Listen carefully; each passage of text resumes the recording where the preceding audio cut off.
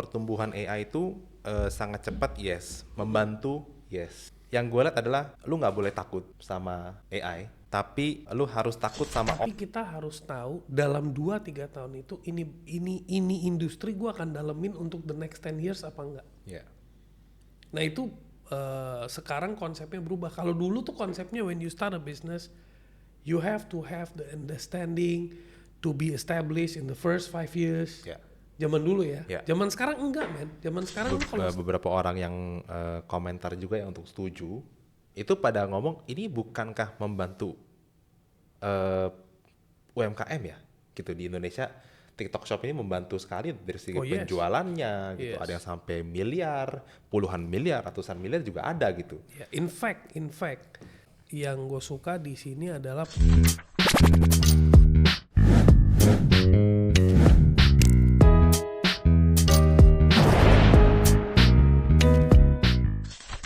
Big Thinkers, nama saya Wilson sebagai founder Lumino dan di sini ada Sunil sebagai founder Mindset Merdeka, sebagai host di podcast channel Big Thinkers, Big Things Ahead as our tagline.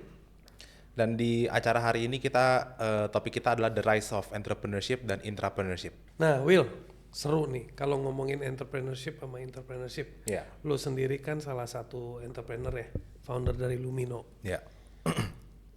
Sebelum kita ngebahas lebih dalam tentang entrepreneurship, mungkin kita bisa diskusi dulu biar audiens tahu ngapain sih Big Thinkers exist, apa sih channelnya gitu kan? Ya.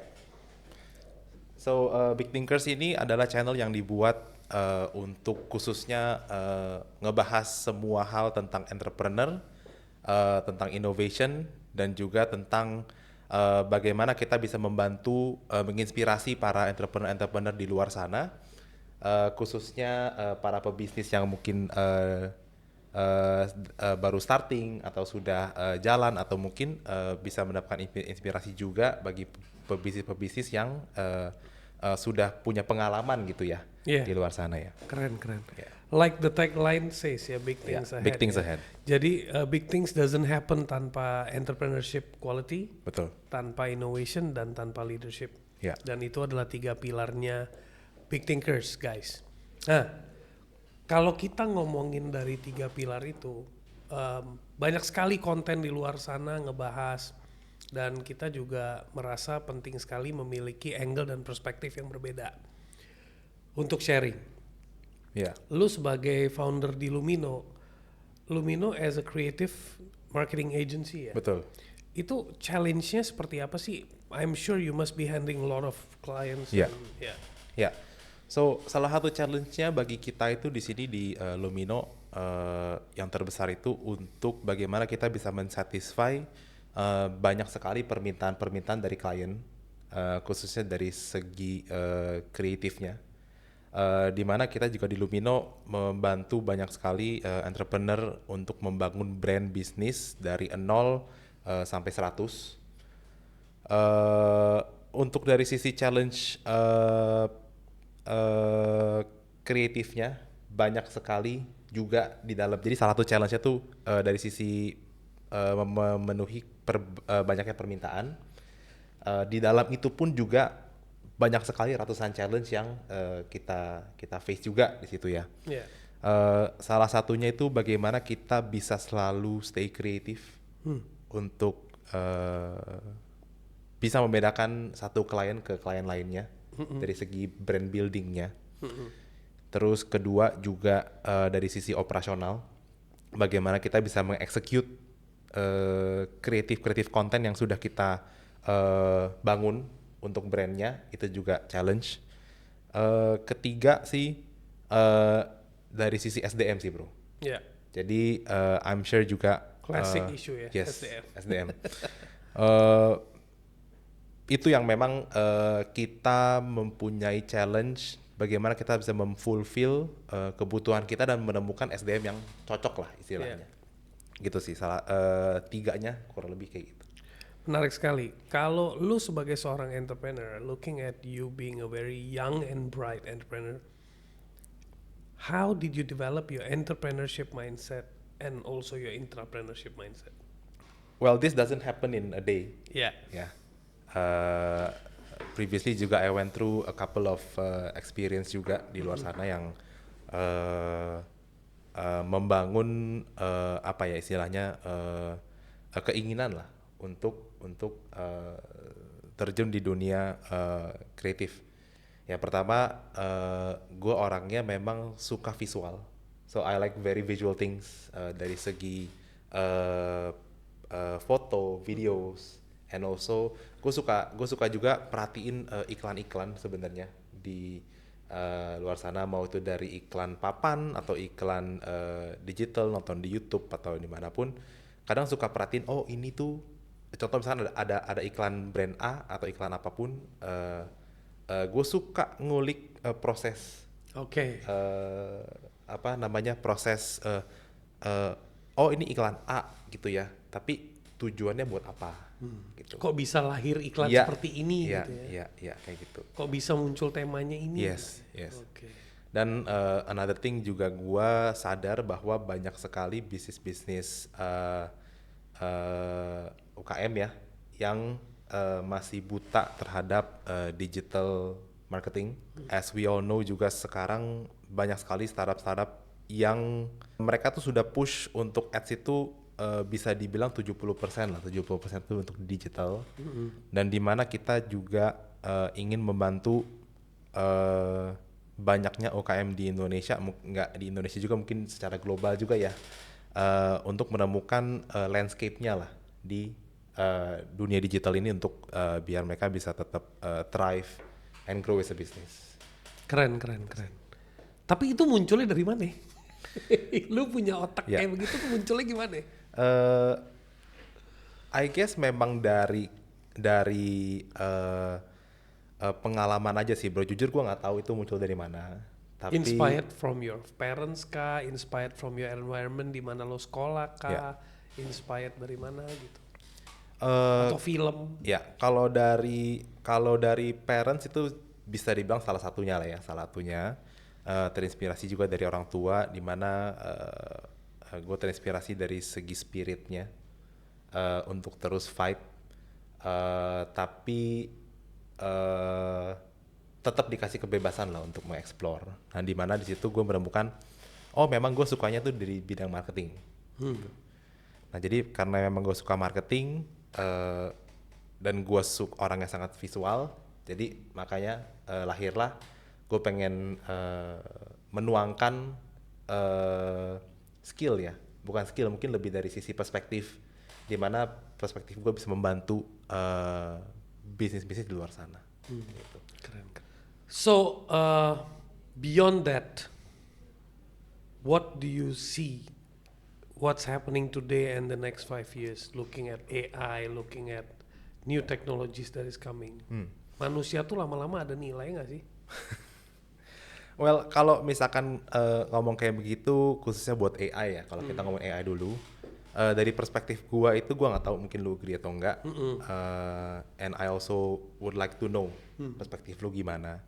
Tapi kalau AI itu, pertumbuhan AI itu sangat cepat, yes, membantu, yes. Nah, tapi banyak juga, bukan banyak lah, mungkin ada beberapa orang di luar sana yang bilang, waduh nanti AI kerjaan kita gimana nih? Di replace sama AI nggak nih? Gue nggak bakal ada kerjaan lagi nih kalau ada AI gitu. Justru yang gue lihat adalah lu nggak boleh takut sama AI, tapi lu harus takut sama orang yang ngerti AI. Itu konsep yang gue pegang sih. Oke. Untuk menggunakan AI gitu, nomor satu untuk AI ya. Terus nomor dua, buat topik-topik pertumbuhan industri yang lagi booming banget, yaitu TikTok. Banyak sekali TikTok agency di Indonesia berjamuran, menghandle ratusan klien, punya host ratusan, jualan barang gitu. Dan itu menurut gua TikTok ini menjadi salah satu channel yang penting ya dalam berjualan di masa digital zaman sekarang. Yang dulunya ada e-commerce. That is true innovation ya. Or Yeah. There is a unique solution to a problem or an innovation according to you? Inovasi sih. Inovasi, oke. Menurut gue inovasi sih, karena itu mengubah cara bagaimana orang berbelanja sekarang. Jadi contohnya salah satu hal yang gue ngeliat kenapa inovasi, ini adalah inovasi apa ya bro ya? Kalau dulu misalkan kita beli di ITC, ITC Mangga 2, kita beli barang, pasti ditawarin. Barang boleh kok, boleh pak, boleh bu. Barangnya kita bisa lihat langsung barangnya gitu. Nah, sedangkan kalau di dunianya digital untuk e-commerce, kita belanja apa-apa sekarang nggak bisa lihat apa-apa. Cuma bisa lihat barang, video, review, udah. Gitu. Tapi dengan adanya TikTok, khususnya TikTok Shop, di sini gue melihat bahwa oh ini tuh mengubah cara orang shopping. Dimana TikTok Shop ini, host-host agentnya ini, itu samanya seperti customer service online yang live. Kita mau lihat barang, jadi personal assistant sebenarnya. Kita mau lihat barang A, barang B bisa minta tolong didemoin. Yeah. Nah, kalau beli di e-commerce gimana caranya? Nggak bisa. Nggak bisa. Nggak bisa. Apalagi apa namanya baju, ya. Salah satu alasan kenapa orang nggak agak reluctant untuk beli baju di online itu, Mereka karena udah takut, pegang, pegang coba size-nya. Iya, takut sizing. Jadi beda-beda baju, beda-beda cutting. Betul. Ya, jadi yang misalkan gue pakai XL atau large, mungkin di barang ini gue nggak tahu nih cutting gue berapa. Pas nggak? Iya, gitu. Makanya di setiap toko tuh ada namanya fitting room Iya. untuk ngecek size. Iya. Fit nggak nih, bagus nggak nih fittingnya. Sedangkan kalau di e-commerce tuh nggak bisa. Iya, betul. Gitu ya. Kalau di TikTok itu gampang. Istilahnya kita punya bayangan lah. Iya, karena Kurang mereka punya modelnya untuk di showcase. Iya, punya modelnya langsung coba, kita minta biasanya ditanya berat badannya berapa kak? Berat badan, tinggi badan berapa? Lu bakal shock nih, Will. 2003 gua ke Guangzhou. Ya. 2003 nih ya. Berarti 10 tahun yang lalu ya. Itu di situ kayak ada market kayak Tanah Abang gitu. Butik lah ya. Semua toko butik. Di Indonesia butiknya pakai manekin. Di sana manekinnya orang beneran. Iya. Jadi Orang beneran. lu lihat orangnya berdiri like a statue. It's a real human. Itu tahun 2003. 2003. I was shocked. Jadi orang tuh datang itu udah begitu ngelihat tuh mannequin in real human form ya, orang beneran. Iya. Lu tuh langsung kayak anjrit, gue kalau pakai baju ini kayak begini gue. Jadi kayak cara mereka melakukan marketing back in the days. Iya. Itu udah kayak begitu. Iya. Udah ngerti the psychology of human to human ya. Jadi gue nggak kaget kalau hari ini TikTok bisa ngebawa eksperimen Tanah Abang ke dalam digital, dimana lu bisa komunikasi, lu bisa langsung jualan dan sebagainya. Itu platform memang keren sih dengan inovasi seperti itu, maupun Shopee maupun Shopee ada Shopee Live-nya, e-commerce-nya juga. Jadi menurut gue teknologi ini sedang berkembang sangat pesat. Betul. Dan masalah terbesar menurut gua sekarang adalah kenapa ada orang yang bisa catch up dan ada orang yang nggak bisa catch up. Kembali ke mindset. Mungkin mereka ada yang baru mulai males, maunya cepet, maunya instan, maunya gimana caranya gue dapet duit cepet. Sedangkan di satu sisi gue nggak bisa salahin, karena kalau lu nggak cepet, perubahan terjadi sangat cepat. Betul. Kedua, lu juga nggak punya fondasi. Fondasi itu maksudnya kita mempunyai plan nih, kita punya kayak plan. Oke, gue lagi mau mulai bisnis A gitu. Industrinya apa? Garment, industrinya apa? Agriculture, industrinya misalnya kreatif, digital creative industry misalnya. Atau fashion atau apa aja. Itu kita harus memang punya minimum 2-3 tahun plan untuk lari, bukan lari maraton bro, tapi lari sprint. Tapi kita harus tahu dalam 2-3 tahun itu ini industri gue akan dalemin untuk the next 10 years apa enggak. Nah itu sekarang konsepnya berubah. Kalau dulu tuh konsepnya when you start a business, you have to have the understanding to be established in the first 5 years. Zaman dulu ya. Zaman sekarang enggak men. Zaman sekarang lu kalau setahun setengah 2 tahun lu nggak make it, lu mendingan switch. Lu punya waktu 10 tahun, tergantung umur lo punya waktu 10 tahun, lo bisa melakukan 5 atau 6 eksperimen dengan different business yang umurnya setahun 2 tahun, akhirnya lo pick one yang lo tarik untuk jangka panjang, atau sekalian lo masuk ke dalam industri yang long term. Contohnya agriculture, itu udah long term. Itu udah ngomongin 30 years ke depan. Baru lo bisa dapat achievement yang massive di situ. Jadi sekalian mau innovation atau sekalian dagang. Kalau dagang ya what's trending, you push forward. Iya. Iya. So itu juga interesting konsep ya. Maksudnya memang pilihan decision making orang kan beda-beda ya bro. Jadi kita nggak bisa salahin juga. Oh ini ya yang dia milih industri A atau industri B dia salah gitu. Enggak. Ya karena memang pengetahuan orang, pengalaman orang beda-beda gitu. Nah, this also brings me to the next topic yang pengen gue discuss sama lu juga. Jadi, gue nggak tahu udah dengar berita atau belum. Tapi TikTok di-ban di Indonesia, nggak boleh punya sosial media dan e-commerce di saat yang bersamaan. Gitu. Jadi itu berita gue liat di Instagram bahwa tidak boleh sebuah sosial media itu punya e-commerce juga, bro. Gitu. Nah, dan gue baca komen-komennya kan, ada yang pro, ada yang kontra. Menurut gue tuh normal. Ya. Cuman kalau gue ngelihat dari kacamata gue nih, kenapa gitu kan? Nah, pas gue tanya kenapa, oh, ya ini gara-gara yang biasa kontra itu adalah orang-orang yang punya toko offline, punya toko offline. Terus pada ngelihat juga, oh ini offline sepi. Gitu. Terus jadi dia berasa bahwa oh ini bagus justru TikTok di-ban. Jadi biar orang-orang pada belanjanya ke offline gitu. Tapi kan sebenarnya dari kacamata gue kan ini kan udah maju ya bro, maksudnya udah berkembang gitu loh.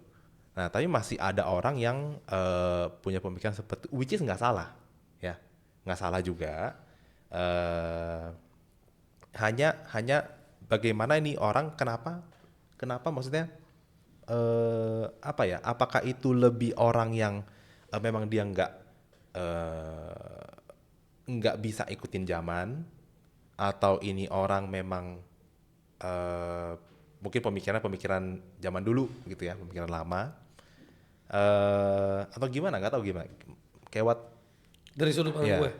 Dari sudut pandang gue itu ada 2 angle dulu. Angle mikro sama angle makro. Kalau angle mikro kita ngomongin keterbatasan SDM, keterbatasan accessibility. Jadi mungkin ada beberapa pebisnis yang memang sulit untuk penetrasi ke dunia digital. Karena 2, mereka satu kagak paham, kedua kagak tahu mau kemana. Atau memang model industrinya sulit untuk didigitalkan. Itu juga ada faktornya. Itu dari sisi mikro. Kalau dari sisi makro, kita ngomongin perekonomian. Kalau kita ngomongin perekonomian dari sudut pandang, kalau seandainya di Indonesia itu dibebaskan untuk melakukan jualan di TikTok, tapi dengan produk dari China langsung, then it's going to hit our economy. Yes. Betul. Iya kan? Tapi kalau memang ada cara untuk memfilter bahwa you can sell, but you have the probability to, misalnya 60-70% products that are sold is local based product. Iya kan? Then the economy can sustain. Itu menurut gua sih. Jadi kalau faktornya banyak toko merasa sepi, banyak toko merasa sulit untuk berkembang, ya memang ada faktor ekonomi juga. Misalnya tadinya tokonya bisnisnya sudah kurang tepat, atau omsetnya lagi drop, terus dalam kondisi seperti itu mereka harus mengambil pertimbangan nih, gue harus hire agency untuk jualin produk gue, gue sanggup nggak ya bayar fee-nya, gue sanggup nggak ya kasih commission yang menarik, itu. Itu sih dari sudut pandang gue. Tapi kalau lo mau tahu should they ban or not, I think they should not ban. Ya. Karena They itu kan, ya ada juga ya, beberapa orang yang komentar juga yang untuk setuju, itu pada ngomong ini bukankah membantu UMKM ya, gitu di Indonesia. TikTok Shop ini membantu sekali dari segi Oh yes, penjualannya gitu. yes. Ada yang sampai miliar, puluhan miliar, ratusan miliar juga ada gitu. Ya, in fact, yang gue suka di sini adalah potensi para affiliate. Jadi Ya. bahkan lu punya kemampuan untuk salesmanship, Ya. ya, lu bisa entertain audience lu. Tapi lu nggak punya kemampuan beli barang, lu bisa menjadi channel, menjadi salesnya atau affiliate-nya. Ya. Barang-barang itu Betul. juga menjadi membuka kesempatan untuk mendapatkan income. Betul. Dan itu keren sih menurut gue. Iya ya. Jadi yang gue suka juga untuk affiliate ini, itu pertama dia nggak usah punya modal karena dia nggak perlu beli barangnya. Terus kedua nggak perlu pikirin storage karena kan warehouse dari dari brand lah istilahnya gitu ya. Terus ketiga dia nggak usah kemana-mana bro. Iya, betul. Nggak perlu punya kantor, nggak perlu pergi ke ABC gitu. Nggak. Cukup di rumah bikin video konten, jadiin affiliate, Yes, jualan. betul. Gitu. That is amazing. Itu juga yang merevolutionize menurut gue ya behavior para sales lah istilahnya. Bukan membuka opportunity baru bagi orang-orang yang mungkin mau terjun ke dunia sales Iya, gitu. menarik. Dan itu juga dari sudut pandang gue yang dimana gue lihat kalau misalkan punya TikTok Shop, jualan di TikTok Shop sebagai affiliate, khususnya untuk nge-live gitu ya, itu bisa justru meningkatin cara lu berjualan lah istilahnya. Karena itu mengentertain, tadi yang lu bilang mengentertain potential customer gitu. Betul sekali. Nah, cara mengentertain itu kan sebenarnya ada faktor yang lebih lah dibanding di dalam teknik sales ya. Gitu ya. Jadi kalau sales mungkin kita harus tahu produk satu, terus dua jago cara ngomong, kedua, terus ketiga tetap harus istilahnya okay with being rejected gitu ya. Nah ini yang keempat ini menurut gua bisa belajar dengan cara nge-live di TikTok, yaitu cara entertain orang, entertain customer, dan bisa meretain jumlah orang yang nonton. Iya, itu sebuah skill sih. Ya. Jadi kalau misalkan kita bisa nge-entertain, contoh misalkan di live-nya kita ada 10, kita ngomong angka kecil lah, 10 misalkan.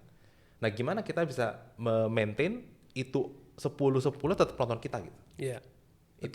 Itu yang menurut gue juga penting, maksudnya ditambahkan lah ya, bisa ngomong ditambahkan skill tambahan untuk bagi para sales di luar sana. Oke. Salesman lah. Sambil ngobrol teman-teman yang lagi nonton, yang lagi dengerin, feel free untuk komen, feel free untuk kasih feedback, kasih juga saran, topik-topik apa yang nanti mau kita discuss ke depan. Mungkin ada pertanyaan, mungkin ada masukan, mungkin ada feedback tentang how should we run this podcast better. Jangan lupa kita bakal fokus ke 3 pilar utama, entrepreneurship, leadership, sama innovation. So, berhubungan sama itu 3, bahkan kalau ada narsum-narsum yang mau you recommend untuk kita undang, feel free. Itu tahun 2003. 2003. I was shocked. Jadi orang tuh datang itu udah begitu ngelihat tuh mannequin in the real human form ya, orang beneran. Yeah. Lu tuh langsung kayak, jadi mungkin ada beberapa pebisnis yang memang sulit untuk penetrasi ke dunia digital. Karena 2, mereka satu kagak paham, kedua kagak tahu mau kemana. Atau memang model industrinya sulit untuk didigitalkan. Itu juga ada faktornya. Itu dari sisi mikro. Kalau dari sisi makro, kalau kita nggak punya personal value, kita nggak akan maju dimanapun sebenarnya. Mau itu punya passion, mau nggak punya passion, tapi kalau personal value-nya nggak ada, ya nggak jalan juga. Berarti dagang bukan entrepreneurship? Bukan.